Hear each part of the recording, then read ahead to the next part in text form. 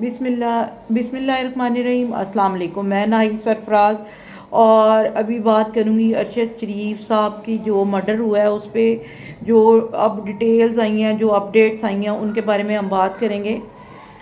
मतलब पहली दफ़ा नेशनल टीवी पे इस तरह की खबर आई है और उनके बारे में बात की जा रही है।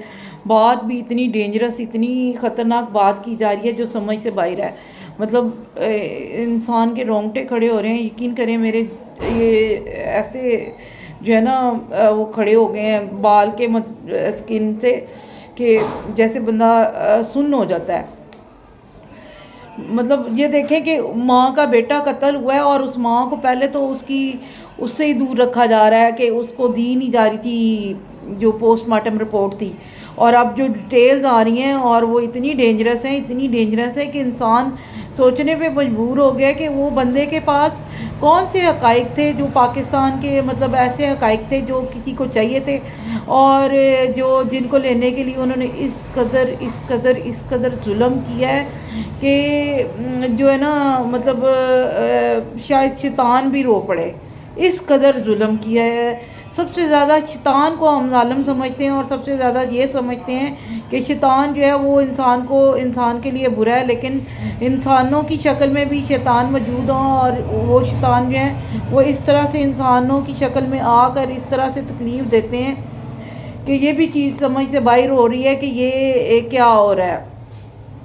तो मतलब इस तरह से उनको तकलीफ़ दी गई कि जो बताया जा रहा है न्यूज़ में वो इस तरह से है कि जी उनको 3 घंटे, उनके मर्डर से पहले 3 घंटे उनको मतलब उनको टॉर्चर किया जाता रहा है। टॉर्चर इस तरह से किया जाता है रहा है कि उनके जो नेल्स हैं ये उतारे गए हैं किसी चीज़ से, उनकी ये हड्डियाँ, ये उंगलियाँ, ये जो है ये टूटी हुई हैं और मतलब यहाँ से हाथ टूटा हुआ है, पसलियाँ टूटी हुई हैं, रॉड मार मार कर उनकी पसलियाँ तोड़ी गई हैं। उनको जो गोली है बैक में लगी हुई है उनके, वो बहुत ज़्यादा करीब से बिल्कुल ऐसे रख कर ऐसे आप रखते हैं और गन आप चलाते हैं, इस तरह से वो चली हुई है। और उसके बाद जो हेड इंजरी है उनकी, उसके ऊपर भी मतलब वो बहुत क्लोज से मारी गई है ये गोली। तो ये समझ से बाहर है कि ये सारा कुछ क्या हो रहा है और क्यों हो रहा है। इस कदर जुल्म और इस कदर ज़्यादती हुई है उनके साथ कि मतलब समझ से बाहर है कि किस कदर लोग शफाक हैं और किस कदर लोग जालिम हैं कि मतलब उनको सोच ही नहीं आई कि आप एक इंसान के साथ क्या कर रहे हैं और कैसे कर रहे हैं।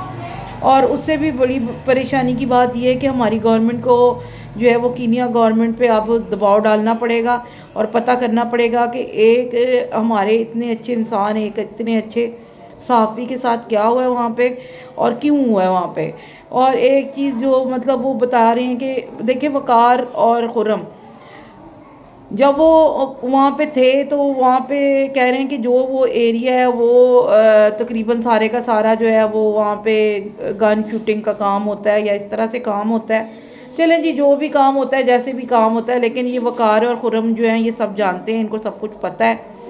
इनको जो है ना इनसे इन्वेस्टिगेशन होनी चाहिए और इनसे पता करना चाहिए कि ये सारा कुछ कैसे हुआ है और क्यों हुआ है।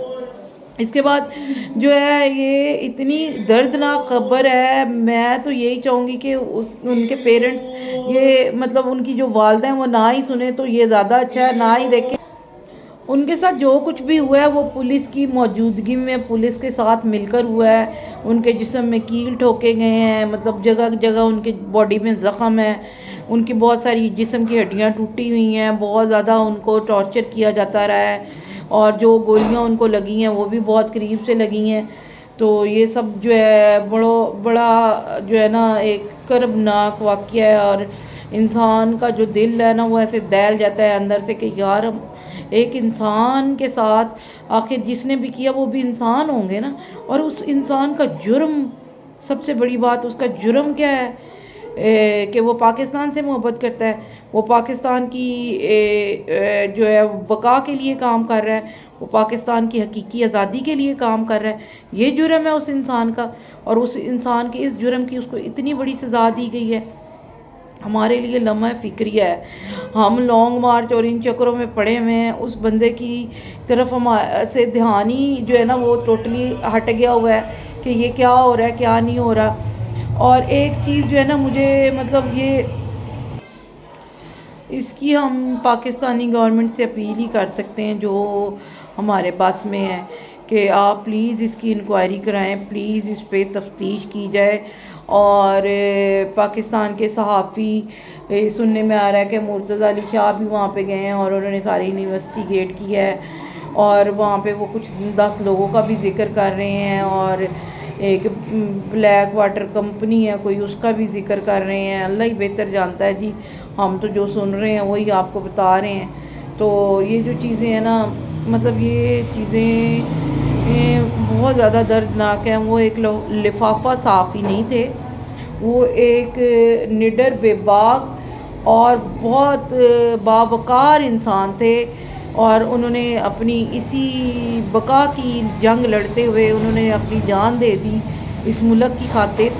تو اس ملک کی طرف جو ان کا قرض بنتا ہے نا، کچھ اب اس کو بھی ادا کرنے کا ٹائم آ گیا ہے.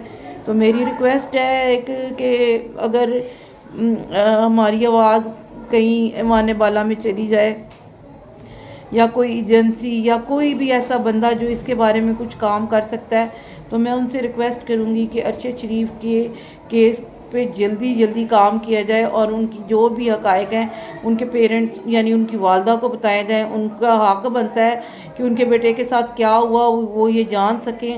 تو اس حق کے تحت آپ ان کو ان کے بیٹے کی تمام تر صورتحال، تمام تر حالات جو ہیں وہ بتائیں، کیونکہ بہت ضروری ہیں ایک ماں کے لیے. ماں اپنے بچے کے بغیر مطلب کس طرح سے وہ رہ رہی ہیں، اور کس طرح سے ان کے بیٹے کو ایک طبعی موت نہیں بلکہ ایک جو ہے نا بے ایمانہ ظلم کر کے مارا گیا ہے. تو میں یہی ریکویسٹ کروں گی آپ سے، اور آپ سب سے کہوں گی کہ ارشد شریف کی آواز بنیں.